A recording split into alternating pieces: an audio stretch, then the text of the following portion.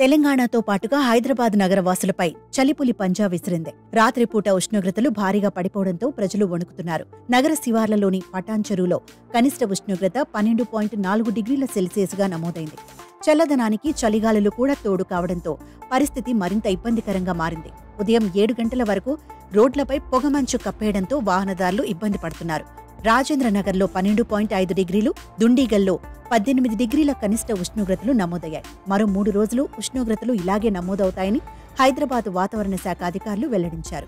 మారేడుపల్లిలో కనిష్ట ఉష్ణోగ్రత 14.5 డిగ్రీల సెల్సియస్, గోల్కొండలో 16.3 డిగ్రీల సెల్సియస్ ఉష్ణోగ్రత నమోదైంది. హైదరాబాద్లోని చార్మినార్లో రాత్రి ఉష్ణోగ్రతలు 16.7 సెల్సియస్, మోండా మార్కెట్లో 15.8 సెల్సియస్ ఉష్ణోగ్రతలు నమోదయ్యాయి.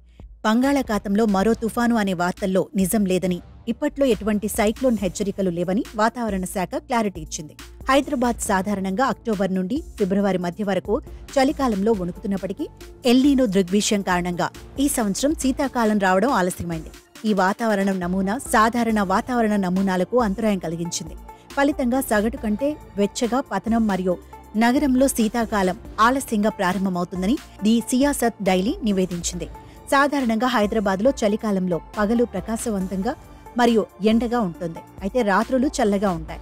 ఐఎండీ సూచనల ప్రకారం వారం పొడవునా గరిష్ట ఉష్ణోగ్రత 28 నుండి 29 డిగ్రీల సెల్సియస్, కనిష్ట ఉష్ణోగ్రత 16 నుండి 17 డిగ్రీల సెల్సియస్గా ఉంటుంది.